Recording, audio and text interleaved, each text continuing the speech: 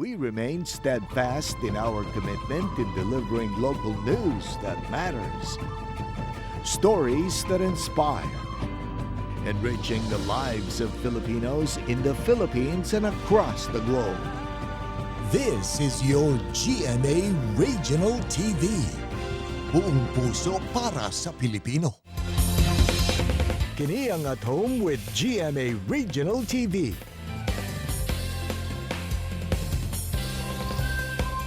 Mayong buntag, Southern Mindanao ug Caraga Region. Kini ang At Home with GMA Regional TV.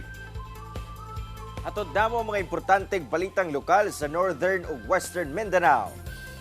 Kini ang pinakahalapad nga pagbalita gikan sa South Central Mindanao. Aniya na mga unang balita.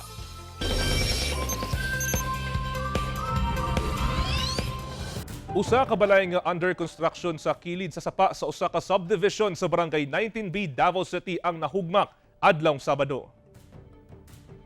Bisan pa man og wala nay pag-ulan ni atong tungura, kalit lang matud pa nga nibigay ang gabiyon sa dike nga duol kung asa ginatukod ang balay. Sumala sa Davao City Police, kini tungod sa pagkahumok sa yuta gumikan sa way puas nga pag-ulan ni atong nakalabay mga adlaw. Aduna matud pa yung mga nagatrabaho dihang nahitabo ang insidente. May nalang nakita dayon nila ang pagkahugmak sa gabiyon sa dike ug paspas nga nakahawa sa lugar. Pinakaulahing biktima nga na-missing sa landslide sa Mount Diwata, Moncayo, Davao de Oro napalga na. State of calamity gideklara sa probinsya sa Davao de Oro. Samtang Vice President ug DepEd Secretary Inday Sara Duterte nagpaabot sa iyang pahasubo sa nahabiling kabanay sa biktima sa landslide sa probinsya. Napalga na ang patay nga lawas sa nahabiling na missing sa landslide sa Mount Diwata, Moncayo, Davao de Oro nga giilang si Romel Gumatin alauna sa hapon adlawng Sabado, January 20. Kahinumduman nga unang na-recover ang tulo ka patay nga lawas ni adtong Biyernes. Giundang kini tungod na abda na og hapon samtang nagsigisab og ulan sa lugar. Nahitabo ang landslide adlawng Huwebes, January 18 kung asa 14 ang natabunan ug usa ang nakalingkawas nga usa ka tuig nga bata. Samtang personal nga gipaabot ni Vice President ug DepEd Secretary Sara Duterte ang iyang pahasubo sa mga nahabiling kabanay sa mga biktima sa landslide. Gitunol niini ang 12 ka sako nga bugas ug cash assistance. Nidalit sab kini og pag-ampo sa mga namatay. Gideklara ang state of calamity sa Davao de Oro tungod sa halapad nga pagbaha ug pagdahili sa yuta nga epekto sa shear line. Pinaagi sa deklarasyon, mas mapadali ang pagtabang sa mga nabahaan, pinaagi sa paggamit sa Quick Response Fund. Sa ulahing datos, anaasa 51,140 ka pamilya o 182,653 ka individual ang apektado sa pagbaha.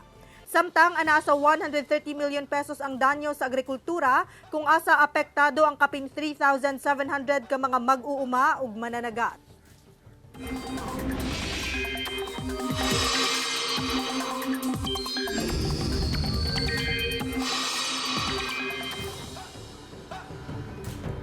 Mga kapuso, kumpara sa miaging simana, mas maayo ang dagan sa panahon sa halos tibok Mindanao karong adlaw. Sumala sa pag-asa, localized thunderstorms ang posibleng masirati sa pipila ka lugar sa Mindanao. Samtang hanging amihan ang makaapekto gyapon sa Northern ug Central Luzon. Karong buntag, lauman ang pag-ulan sa pipila ka lugar sa Zamboanga Peninsula base sa rainfall forecast sa Metro Weather. Pag-abot sa hapon, posible na nga ulanon ang pipila ka lugar sa Mindanao. Laing pasano na sab sa mga motorista tungod musaka ang presyo sa produktong petrolyo karong semanaha. Sumala sa Department of Energy, anaasa 90 centavos ngadto sa 1 peso and 20 centavos ang isaka sa presyo sa matag litro sa gasolina. Samtang sa diesel, anaasab sa 60 ngadto sa 90 centavos matag litro. Sa kerosene, posibleng musaka sa 20 centavos matag litro. Kini epekto kuno sa nagkataas nga tensyon sa Middle East. Lakip na ang pagpanghulga sa Yemen-based Houthi rebels sa Red Sea ug ang missile strike sa Iran sa Syria ug Iraq.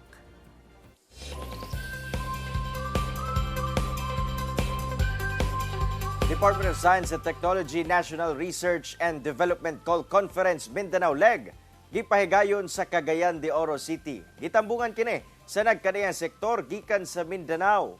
Programang Balik Scientist sa ahensya nagpadayon sab kung asa mas daghan nga benepisyo ang gitanyag. Ani ang report. Karong tuiga, unang gibisita sa Department of Science and Technology ang Mindanao para sa National Research and Development Call Conference ug napili nga host ang DOST Region 10 nga anaa sa Cagayan de Oro City. Tumong sa panagtapok nga mag-uban-uban ang mga research faculties gikan sa mga academe sa tibok Mindanao, ingon man mga innovators. Pipila sa mga naisgutan ang mga proyekto nga gipondohan na sa ahensya. Why Mindanao at bakit dito sa Cagayan de Oro? You will notice from the presentations na marami nang napondohan na projects dito sa Mindanao. And ang kailangan ay i-follow through yung mga projects na yan.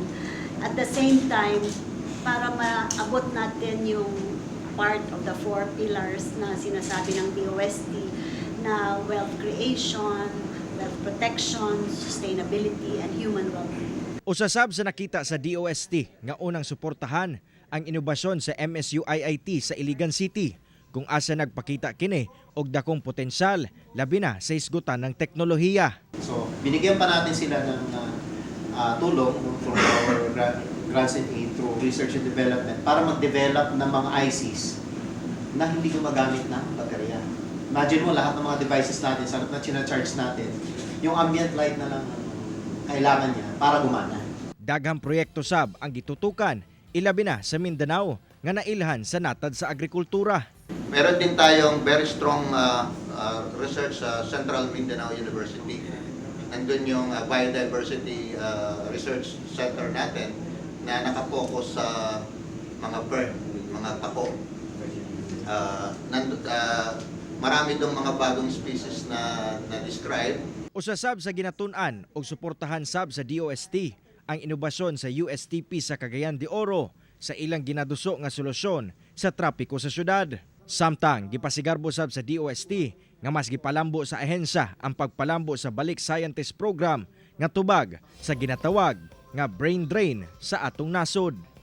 Ngayon, for example, sa short term at saka medium term, sagot ng ating ng DOST ang kanilang pamasahe coming here.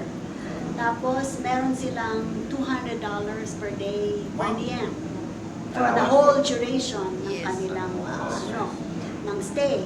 Busa padayon ang panawagan sa DOST ngadto sa bag-ong henerasyon nga dili magduha-duha nga ipakita ang ilang katakos sa natad sa siyensya. Kauban si Makoy Simpron sa kamera. Ako si Cyril Chavez Para sa At Home with GMA Regional TV. Gatusan ka karton sa smuggled cigarettes, lakip kapin 100,000 ka litro sa petroleum products ug uban pang kontrabando nga nagkantidad og kapin 24 million pesos ang nasakmit sa Naval Task Force sa kadagatan sa probinsya sa Sulu. Ano ang report ni Krisa Dapitan? Sakay sa MBJFM ang 700 ka karton sa gituhang mga smuggled cigarette, mga iligal nga armas sama sa M653 rifle ug usa ka kalibre 45 nga pistol dihang nasakmit kini sa otoridad niadtong January 13. Sumala sa Naval Forces Western Mindanao, ang maong barko naggikan sa pangutaran sa Sulu ug paingon unta sa Palawan. Apan dihang nagkaproblema sa makina niini ug pabalik na unta sa pangutaran, didto na kini naharang sa otoridad.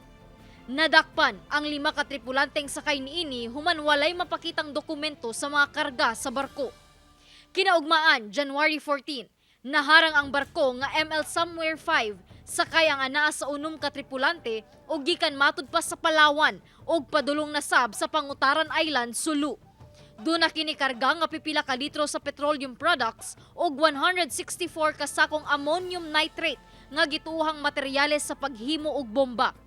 Samtang laing barko sab nga ML Fatima Dania nga adunay karga nga 100,000 liters sa petroleum products nga gikan sa Tawi-Tawi ug padulong unta sa Sulu Province ang naharang, lakip ang 12 niini ka tripulante. Sa kinatibuk-an, mobalor sa kapin 24.3 million pesos ang kantidad sa mga produktong nasakmit. Gilayong giturnover na sa Bureau of Customs ang 3 ka barko, mga kontrabando, lakip 23 ka crew members alang sa saktong disposisyon. Ako si Krisa Dapitan para sa At Home with GMA Regional TV. Kini ang At Home with GMA Regional TV.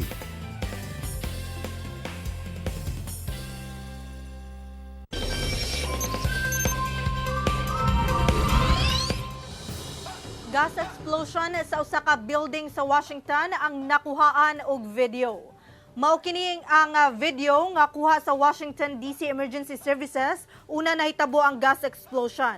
Ang kabomberuhan ang naa sa lugar gumikan sa report nga gas leak sa lugar. Taod-taod sa gihimong pag-imbestiga ang kalitlang mibusika dang usa ka gambalay. Walay nasamdan sa panghitabo, sanglit na hikling na ang mga tao sa palibot.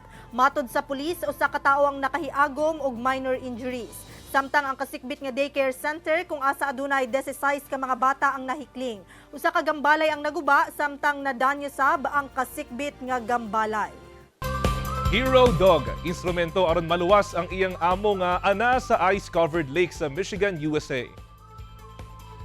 Gipagawas sa Michigan State Police kining aktwal nga video dihang ilang gipangita ang usa ka tawo nga natanggong sa ice-covered lake. Gipamatud-an ni ining iro nga si Ruby nga siya gayud ang best friend sa iyang amo. Ang kapulisan nagbutang og rescue disc sa liog ni Ruby samtang ginatawag kini sa iyang babaeng amo nga natanggong sa ice-covered lake.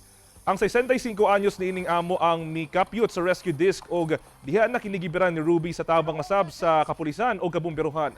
Swerteng naluwas ang biktima sa tabang sa iyang iro. Miabot ng kapulisan sa lugar gumikan sa tawag sa mga tao sa palibot nga usa ka tawo ang nahulog sa maong lake. Gilayong gidala ang biktima sa ospital ug luwas na kini sa makuyaw nga kahimtang. Nagpahimangno ang Zamboanga City Licensing Office sa dulan 5,000 ka mga business owners sa syudad nga wala pa makarenew sa ilang business permit nga iproseso na kini. Una ang deadline sa January 31 aron malikayan ang penalty. Dugang detalye sa report ni Efren Mamak. Nagpadayon ang pagdagsa sa mga buot mag-renew og business permit sa Centro Latino sa Paseo del Mar, Zamboanga City. Ang business owner nga si Naida Tacurda, gipaningkamutan nga mahuman ang iyang pagproseso sa iyang business permit una ang deadline. Pilag yun. Apo, for payment na po. Sa tala sa Zamboanga City Business and Licensing Division, ana sa 9,889 ka mga business owner ang nakaproseso sa ilang business permit as of January 19. Sa maong ihap, dulan 7,000 na ang na-assess, samtang dulan sab sa 3,000 business owners ang naisyuhan na og permits. Apan matod sa maong buhatan, aduna pay dulan sa 5,000 gikan sa 14,800 business owners ang wala pa naka-renew sa ilang business permit. Posible makabayad kuno kini og penalty kung maulahi sa pag-renew og business permit. Hinuon, gilugwayan na sa lokal nga kagamhanan ang deadline sa business permit renewal hangtod January 31. Lampas siya na 31L payment, they will already incur 25% surcharge per quarter plus 2% interest per month. So medyo grande, no?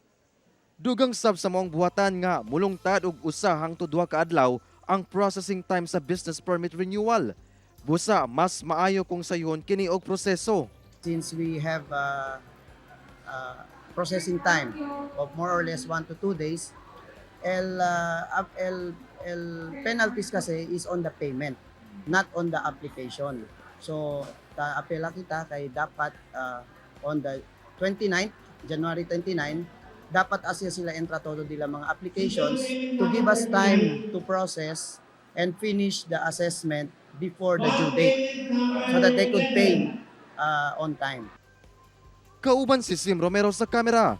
Ako si Efren Mamak. Para sa At Home with GMA Regional TV. Road clearing operation sa Roads and Traffic Administration o Task Group Demolition sa Cagayan de Oro City dagpadayon. Samtang RTA magpahigayon sab og reshuffling sa ilang mga personahe. Ang detalye sa report ni James Pauloya.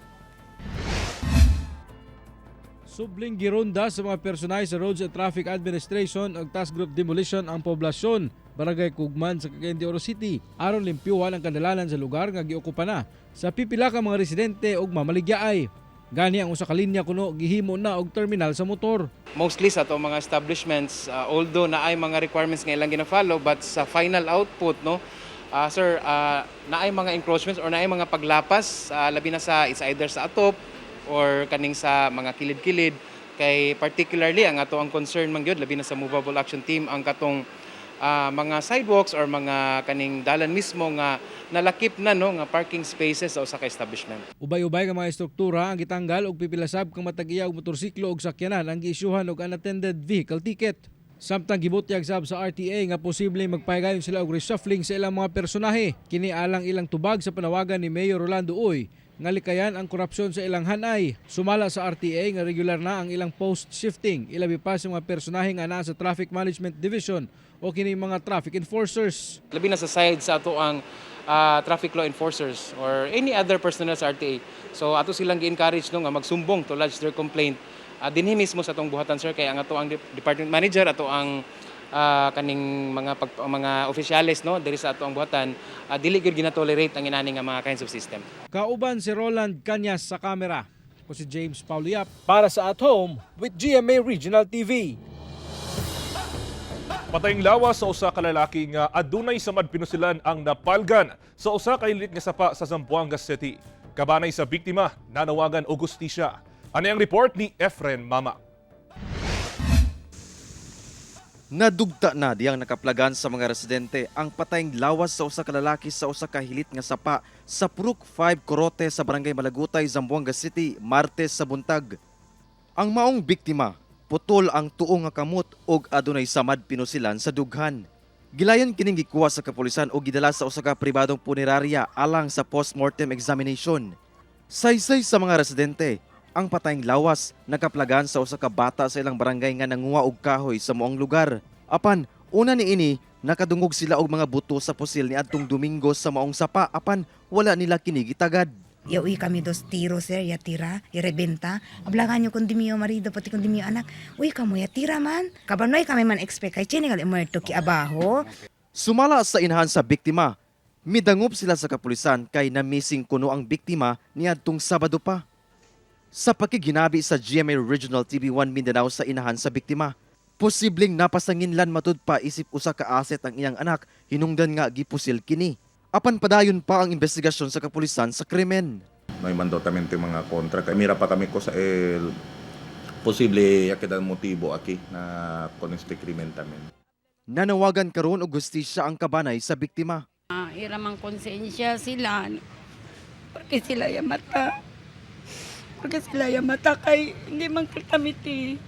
Kauban si Sim Romero sa kamera. Ako si Efren Mamak. Para sa At Home with GMA Regional TV. Kini ang At Home with GMA Regional TV.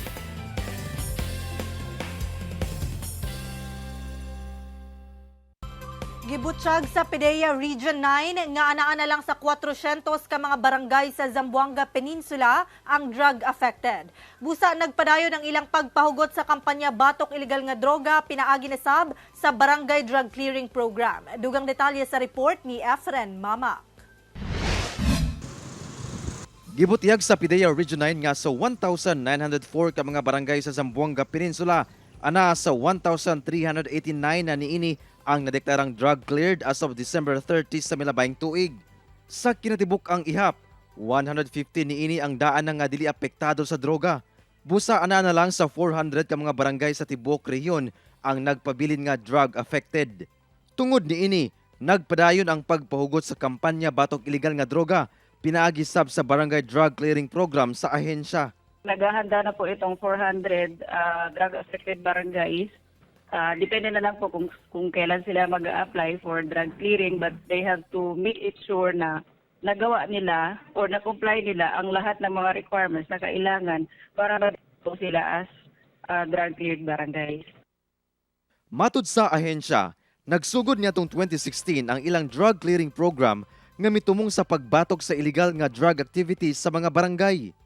Sa maong programa, doon na sa intervention ang buhatan alang sa mga drug user, lakip drug pushers. Iba yung intervention program para sa mga users. Ito po yung tinatawag na community-based drug treatment and rehabilitation program. Pagdating naman po sa drug pushers or drug offenders, reformation program po ang approach natin. Ito po yung sa pamamagitan ng Balay Silangan Reformation Center. Kauban si Sim Romero sa kamera. Ako si Efren Mamak. Para sa At Home with GMA Regional TV. Gipahugtan sa Zamboanga City Health Office ang kampanya Batok Dengue sa hinay-hinay nga pagsaka sa kaso sa dengue sa syudad. Atong ibalik si Efren Mamak. Nagpadayon ang misting and fogging operation sa mga personahe sa Zamboanga City Health Office sa matag barangay sa syudad. Kini human makatala og 20 ka kaso sa dengue ang syudad gikan January 1 hangtod January 16 ning tuiga. Mas ubos kini itandi sa miaging tuig nga ana sa 75 apan wala matud pa nagkumpiyansa ang buhatan. Usas sa mga barangay nga adunay taas nga kaso sa dengue mao ang barangay Tituan nga miabot sa 12 reported cases as of January 16. So we don't want to wait for long period of time to take action. To our residents in Tetuan and not only in Tetuan, in Zamboanga City, let's maintain the cleanliness. As mga water, eliminate the water. Kaya amugat sila on the stay. Matud sa City Health Office, rason sab sa paspas nga pagtaas sa kaso sa dengue sa usa ka lugar ang dako nga populasyon niini. Sama sa barangay Tituan nga dunay kapin 34,000 ka lumulupyo ug maoy pinakadako nga barangay sa syudad. Ang population is kung consider natin a factor sa pag-increase ng cases sa dengue kasi ang transmission ng dengue is from an infected person. Tapos nakagat siya ng Aedes mosquito. Then yung Aedes mosquito kagat ng healthy individual or person, possibility magkakaroon din ng dengue ang nakagat. So papasa-pasa lang yan. Busa panawagan sa buhatan sa katawhan nga batas sa anon ang pagpanglimpyo sa palibot, ilabi na sa pagwagtang sa breeding sites sa mga lamok, ilabi na ang mga nagadala og sakit nga dengue. Very helpful. Kasama na dyan yung pag tinatawag natin search and destroy, paglilinis sa kapaligiran, at saka self-protection, kagamit ng mga kulambo, mosquito net, at saka sa screen ng ating mga doors at saka windows. Kasama na rin ang fogging. Kauban si Sim Romero sa kamera. Ako si Efren Mamak. Para sa At Home with GMA Regional TV. Patay ang usa ka giingong tigpahuyot og illegal nga droga. Human matud pa misukol atol sa bypass operation sa kapulisan sa Davao City. Human mapalitan matud pa og usa ka sachet sa gituuhang shabu ang target nga si alias Nelson sa kilometer 10 Barangay sa Davao City. Nagpaila matud pa ang katransaksyon niini nga usa ka pulis. Sumala sa kapulisan, dihang dakpo na ang sospek, misulay kini pag-ikyas o mibunlot sa iyang armas gikan sa sling bag og namusil sa kapulisan. Hinungdan nga napusilan siya sa pulis. Gidala pa sa ospital ang sospek apan gideklara na kining dead on arrival. Narecover sa lugar ang .45 nga baril ug mga bala. Pito ang samdan lakip 1-year-old nga batang babae dihang naaksidente ang gisakyang tricycle sa Zamboanga City. Gilay yung girespondihan sa mga rescuer ang pito ka mga sakay sa usa ka tricycle dihang naaksidente kini sa bypass road sa barangay Maasin, Zamboanga City. Nakaangkod og mga samad sa lawas ang driver nga giilang si Lim Buklaw, 44 anyos. Samdan sab ang laing unom ka mga sakay, lakip ang iyang asawa ug usa ka tuig nga batang babae. Ang mga biktima pulos residente sa barangay Sinunok. Matod sa kapulisan, pauli na unta gikan naligo sa Dumalon River sa barangay Tulangatong ang magbanay. Dihang pag-abot sa pakurbada nga bahin sa dalan nga palugsong sab. Kalit nawadan og kontrol ang driver sa tricycle hinungdan nga nabalintong kini. Gilayong gidala sa ospital ang mga biktima kinsa ana sa luwas nga kahimtang. Kasi klase motor 3 redal no. So wag kabar pabahada pa kayo. So tiene tendency yapichi amo gani yapichile con el handbrake. So tiene tendency kad kung mambaliskan kay pabahada.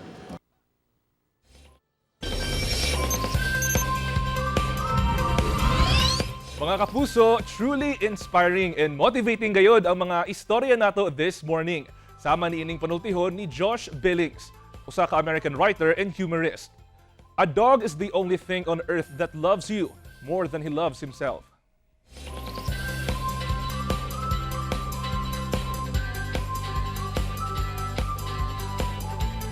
Kentong Abi, sigurado bibo gayod ang nahimong weekend ninyo tungod na sab sa kapistahan sa Santo Niño. Sanglit, gawas lamang sa probinsya sa Cebu o sa Cebu City, nagsaulog sab ang tibok Pilipinas sa kapistahan sa Senior Santo Niño.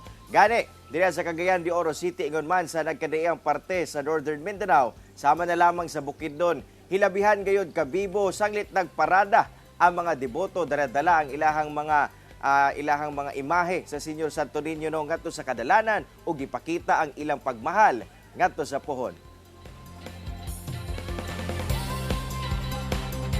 Kinsa sa ato mga kapuso diha ang makarelate aning kaon is life, murag daghan gyud tang makarelate ani mga kapuso no, gani kay left and right ang fiesta sa matag lugar mga kapuso no, daghag mga pagkaon, so bisan pag anaa sa atong atubangan ang mga lamian nga pagkaon mga kapuso, pero minatong hinumdumon nga kinahanglan nato kining kontrolon kay health is wealth mga kapuso. Kung siyempre, no, props sa atong mga security forces nga nag-maintain gayud sa seguridad sa matag lugar sa pagselebrar sa ato ang kapistahan ni Senyor Santo Niño. Mao kadto ang mga ulahing balita sa Mindanao karong adlaw. Mamahimo ninyo kining makita pag-usab pinagi sa pagbisita sa official website sa GMA Regional TV o bisitaha ang among official YouTube channel o i-click ang subscribe button para sa pinakaulahing balita. Daghang salamat sa atong mga kapuso sa Mindanao nga nagalantaw kanamo ug sa atong mga kapuso abroad. Padayon lang sa pagtutok sa mga lokal nga balita matag adlaw tungod sa GMA Regional TV, Local News Matters. Kami sa At Home with GMA Regional TV, tibuok puwersa para sa mas dakong misyon ug mas halapad nga pagserbisyo sa nasod.